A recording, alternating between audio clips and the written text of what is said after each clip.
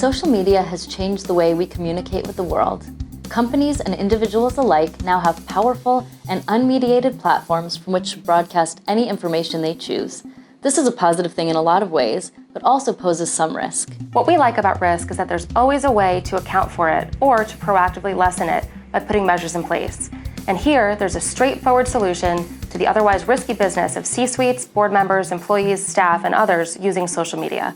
And that is implementing written social media policies and procedures. Right. We see time and time again that even a basic social media policy encourages responsible use of social media by employees and others, paints a clear understanding of the expectations surrounding how clients are portrayed on social media, and also demonstrates that clients respect their employees' right to use and enjoy social media platforms. So the takeaway is that it's critical to have tailored social media policies and procedures in place that address the unique business objectives and legal needs of your company. And we're going to run down the top 5 reasons that this is important. The tone of your policies and procedures matters. Your social media policies and procedures, like any other policies and procedures, reflect your company values. Therefore, it's important that the tone echo the unique attitude and qualities of your company.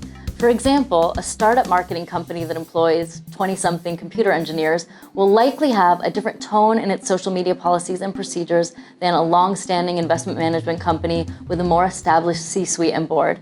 In both instances, you'll have to communicate important legal principles and other parameters in the right tone. If you're working off of a cut and paste, the tone will be lost, and in turn, your employees are going to struggle to relate to and really internalize the policies and procedures. Your corporate structure must be considered. Without exception, social media policies and procedures must take into account the structure of your company, including whether you're a public company, a large or small, private company, a nonprofit, or otherwise. Public companies in particular are subject to specific rules and regulations that must be considered when crafting social media policies and procedures.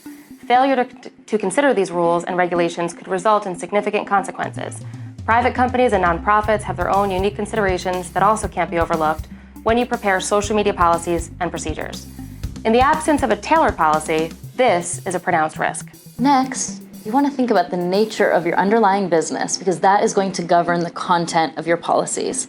In a similar vein, when you're developing your social media policies and procedures, you have to take into account that underlying business, and this will largely dictate what you're going to say in your policies and procedures. So for example, if you are in a highly regulated industry, such as cosmetics or pharmaceuticals, you're going to have a different social media policy, different considerations in your policy, and will have to incorporate different parameters than a construction company or an arts-based nonprofit. To the extent a particular industry mandates certain disclosures in connection with a public statement or requires that certain information remain confidential, your social media policies and procedures must reflect this.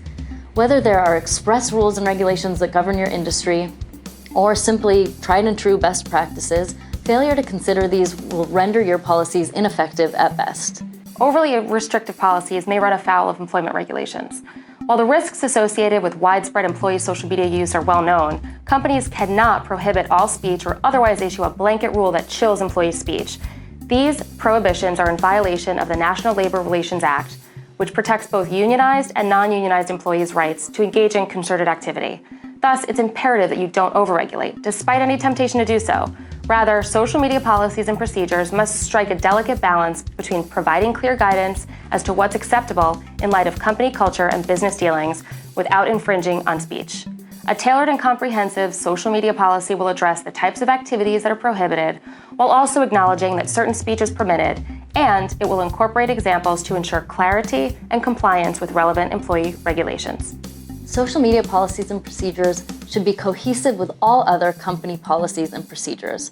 So, in order to be effective, the social media policies and procedures have to coalesce with the other company policies and procedures in place, including any existing policies and procedures that govern your organizational structure, protection of trade secrets and other confidential information, expectations surrounding company personnel, workplace safety, discipline, honesty, harassment and retaliation, and more.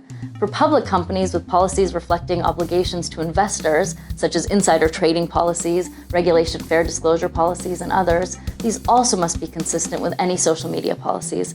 Nonprofit entities likewise must have policies and procedures that align with fundraising guidelines, matters of conflict, expectations of board members, and more. Despite everything that we've shared with you, drafting effective social media policies and procedures can be overwhelming, and that's where we come in.